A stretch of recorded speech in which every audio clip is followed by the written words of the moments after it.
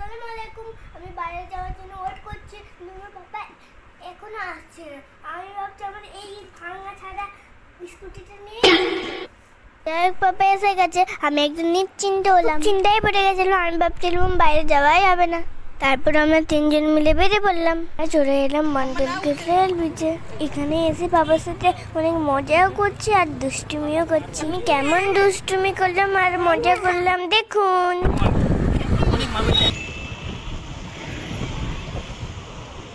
বাইরে বেরিয়ে সোনা মাম্মাম খুবই খুশি, খুবই মজা পাচ্ছে আর শুরু করে দিয়েছে দুষ্টুমি। আর তার সেই দুষ্টুমিতে সাই দিচ্ছে তার বাবা।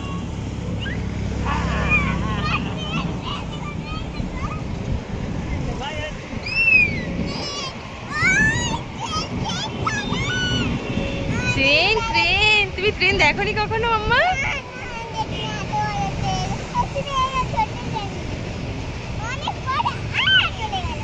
তারপর আমরা সেখান থেকে বেরোতেই যাচ্ছিলাম আর সেই মুহূর্তেই ঘটে গেল তখন এক বাইক অ্যাক্সিডেন্ট। জানি না কার কতটা ক্ষতি হয়েছে, সামনে থেকে দেখার মতো সাহস পাচ্ছিলাম না, তাই ভিডিওটা দূর থেকে ক্লিপস নিয়েছিলাম।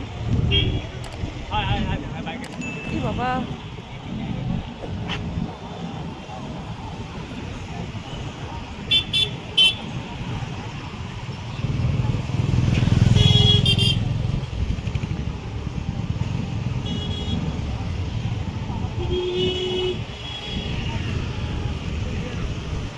আল্লাহর কাছে এই প্রার্থনাই করি, আল্লাহ যেন সবাইকে ভালো রাখে, সুস্থ সবল রাখে আর বিপদ আপদ থেকে দূরে রাখে।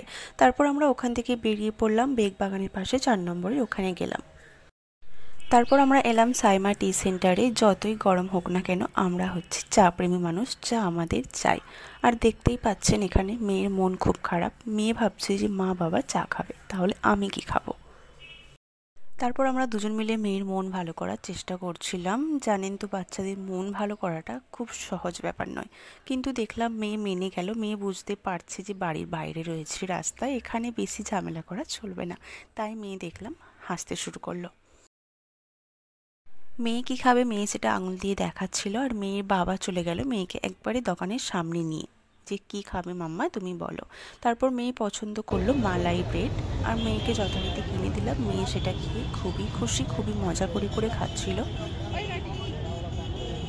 তারপর আমরা সাইমা টি সেন্টারের ঠিক অপোজিটে গেলাম সাইকা রেস্টুরেন্টে। সেখান থেকে আমরা রাতের খাবার নিলাম, বিরিয়ানি, তন্দুরি রুটি আর একটা চিকেন কষা ছিল।